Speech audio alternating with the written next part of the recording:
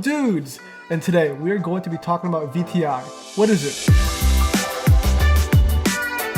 Okay, so VTI is Vanguard's total stock market ETF. So before we get to talking about, what is VTI, what does it hold, what actually is it, right? Let's talk about what an ETF is, because that's what VTI is, an ETF, right? So an ETF is a collection of stocks and or bonds that allows investors to invest in certain segments of the market. It allows you to hold multiple stocks within one fund or ETF. For example, you could hold, Amazon, Apple, Microsoft, Google, etc., all within one fund, right? So it really allows you to diversify your portfolio, which is great. Just like stocks, these ETFs can be bought and sold on, different brokerages such as Vanguard, M1 Finance, Robinhood, Fidelity, Charles Schwab, so they can be bought and sold or traded like stocks in that sense. So let's go back to VTI. So VTI is an ETF that tracks the US total stock market, more specifically the CRSP US Total Market Index. So with this fund, you are essentially investing in small portions of different US stocks, right? You're essentially owning small portions of various US stocks, US companies. Okay, so now let's just head over to VTI's page on Vanguard's website and just dive in a little bit more. Okay, so here's the VTI overview on Vanguard's website, right? It tells you manager of sales and index fund, large blend, category, tells you expense ratio, market price, year-to-date returns, bunch of information on here, past performance, ratings based on your risk reward scale, various things here, right? So let's just scroll down here. Let's go down here to the weighted exposures. Just want to give you guys a brief overview of the weighted exposures of this fund. So as you can tell right here, 25.80% of this fund is weighted towards technology. So pretty heavily weighted technology, as that is what is really dominating, the US stock market right now. This is subject to change, right? What if financials take over, or healthcare, right? So, this is just a broad overview encompassing the whole U.S. stock market, right? And you can see consumer discretionary is second place right here at 14.80%, healthcare 13.3%, industrial 12.9%, financials 11.2%. So just weighting the different sectors. And then here is something really important. This is probably what you guys want to see also, is the different holdings that VTI holds, right? The different stocks. So, ticker symbol AAPL, also known as Apple, is the leading holding within this index fund here at 6.07%. So pretty heavily weighted towards Apple here. So, this is subject to change, right? This is as of 8-31-22, so this could change in the future.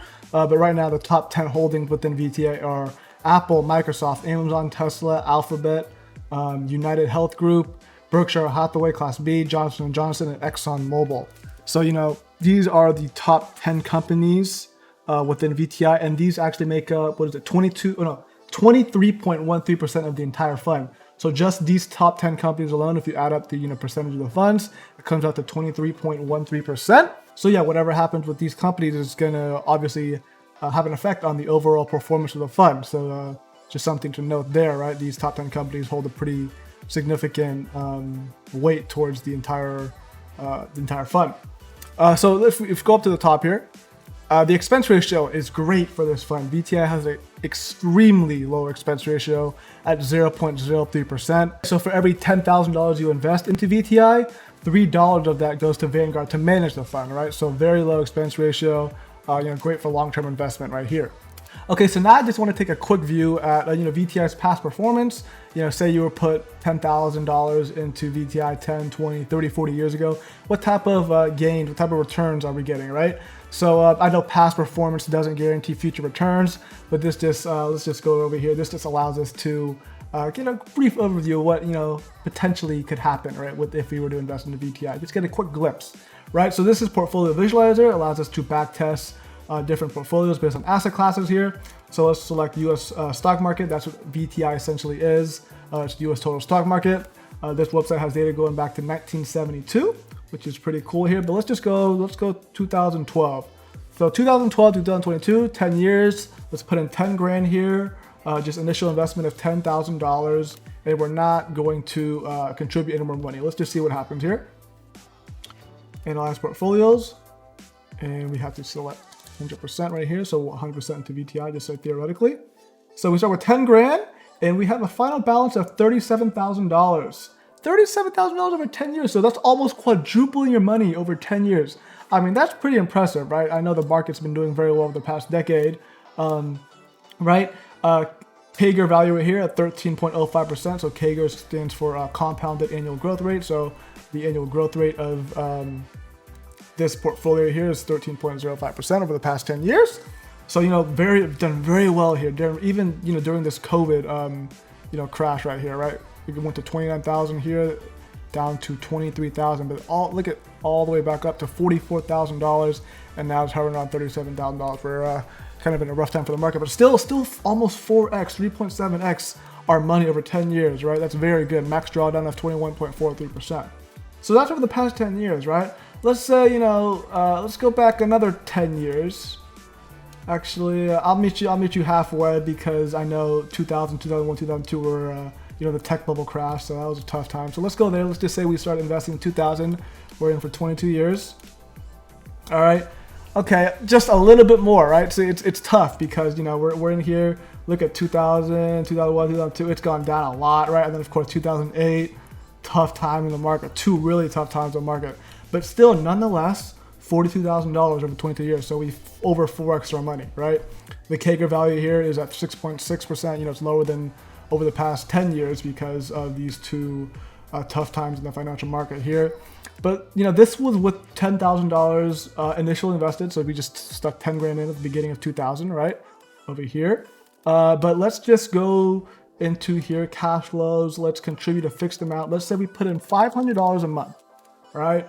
And just adjusted for inflation. So right now, you can actually max out your Roth IRA. We'll talk about it in a different video probably, but 6 grand, so that's $500 a month. Let's just say we start putting $500 a month in. So, that's manageable. I feel like a good amount of people could probably do that, maybe less, but maybe more if you have a lot of money.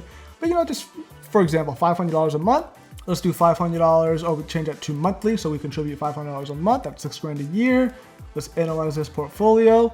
We're at a measly $611,000 just by contributing that $500 a month over the past 20 years. Increases our CAGR value to 19.89%. Why is this, you may be asking, right? I mean, this is because we are investing, right? When the market was down during the 2000, 2001, 2002, tech bubble crisis, right? We were still putting money into the market, so it grew a bunch. After that time, same with 2008, 2009, right? So if you contribute monthly to this fund, then your returns in the long run are definitely going to be well received, right?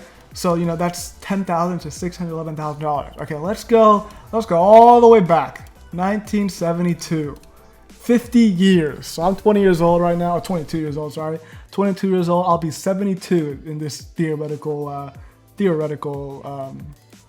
back test portfolio, right? So let's not put any money in, right? Let's just 10 grand in. I put in 10 grand to VTI, go to sleep, wake up 50 years later. What am I showing up with, right? $1.4 million. Didn't do anything. Put 10 grand in, went to sleep, woke up with $1.4 million. I mean, I'll take that any day of the week. CAGR value of 10.36%. Something you got to note here, this max drawdown at 50.89% was in between November 2007 and February 2009. So say I had $1 million, right? It went down to $500,000 within those 2 years, right? So you got to be able to withstand that with this, the U.S. stock market, right? It's gonna have its ups, it's gonna have its downs, but in the long run, I mean, 10 grand to 1.4 million, that tells you it right there. Let's say, for example, though, I want to contribute. I'm not going to sleep. I'm still working. I'm still putting money in here. $500 a month, right? Over the past 50 years. Theoretically, what are we looking at? A measly $22.3 million.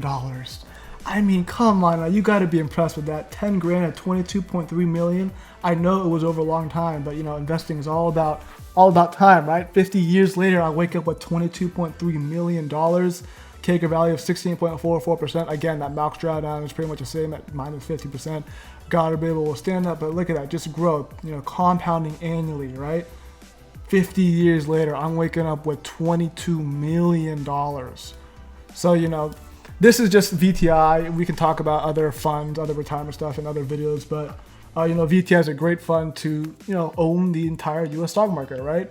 If you believe in the U.S. market, great fund to invest in, low expense ratio, holds a bunch of different US stocks, really diversifies your portfolio.